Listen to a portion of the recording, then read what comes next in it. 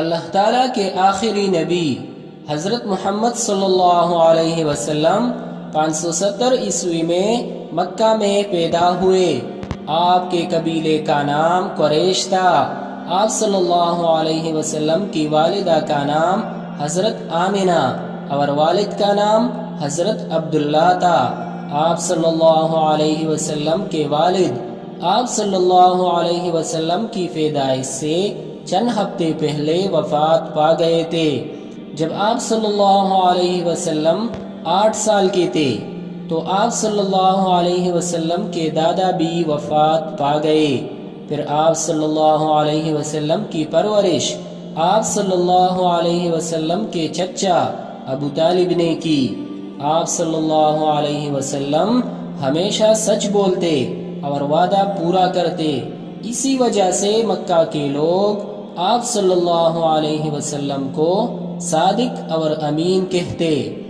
25 برس کی عمر میں آپ صلی اللہ علیہ وسلم حضرت خدیجہ رضی اللہ عنہا کا تجارت کا سامان لے کر شام گئے۔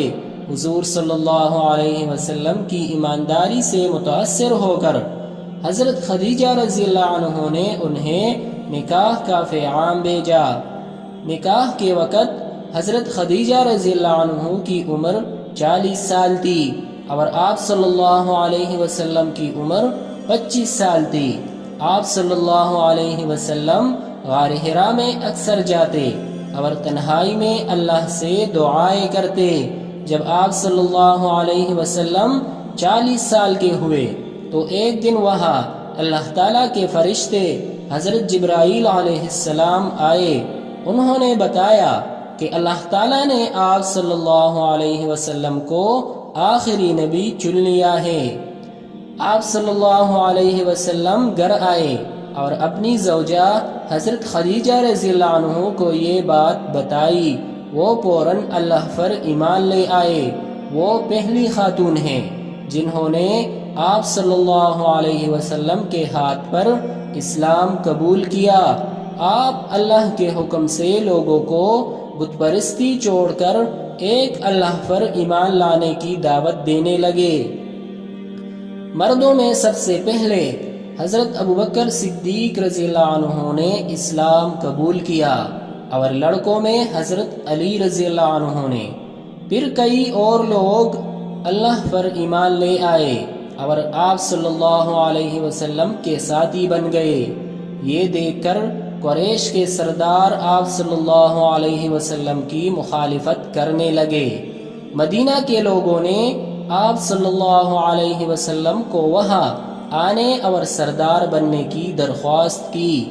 جب کفار مکہ نے آپ صلی اللہ علیہ وسلم پر اور آپ صلی اللہ علیہ وسلم کے ساتھیوں پر ظلم کی انتہا کر دی تو اللہ تعالیٰ نے آپ صلی اللہ علیہ وسلم کو حکم دیا کہ ساتھیوں سمیت مدینہ ہجرت کر جائیں۔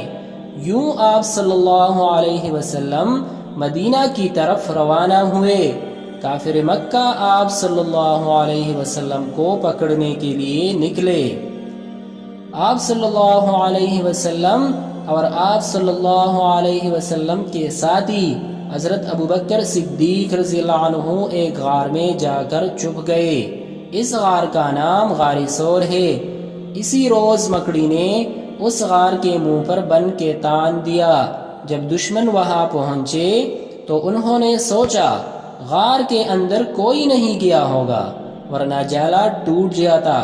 وہ واپس لوٹ گئے۔